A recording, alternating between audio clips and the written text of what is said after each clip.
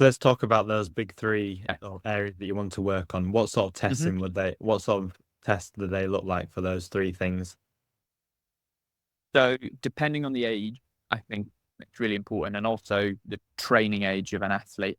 So how many years they've been in the gym competently training.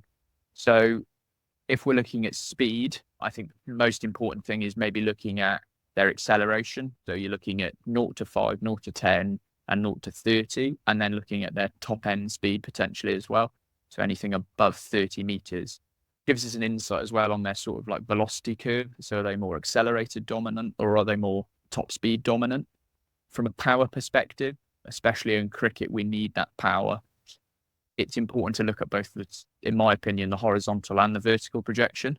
So you're looking at anything like a counter movement jump, a squat jump, a broad jump, single leg hop, the differentiation of asymmetry between left and right leg. You could be looking at utilizing the stretch shortening cycle, stuff like drop jump, 10-5, those type of tests as well. The test for power is endless. You could go into upper body tests as well. And then strength, going back to that training age point I made briefly, I would never ever test 1RM with youth athletes. I don't think it's appropriate. 3RMs for athletes that have a higher training age of maybe 2 or 3 years plus potentially. But for me, in the non-evasive ways, I like either an isometric mid thigh pull or an isometric squat.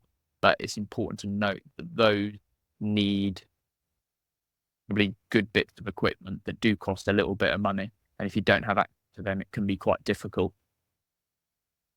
So I guess with the, like you mentioned around the equipment, that could be a barrier for some sports Mm, coaches, but you could still test strength, power, and speed with practical equipment that you've got. So instead yeah, of using speed gates, for example, you could use a stopwatch. I know it's not gold yeah, standard, but it's still a measure of yeah, testing your athletes. Same with power, you could do horizontal, you can definitely test horizontal jump with a tape measure.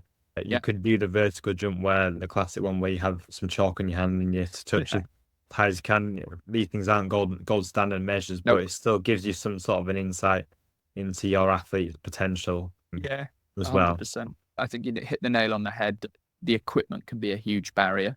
I think when you look at the process and systems of creating a battery of tests, the most important things to consider are the cleanliness of the data.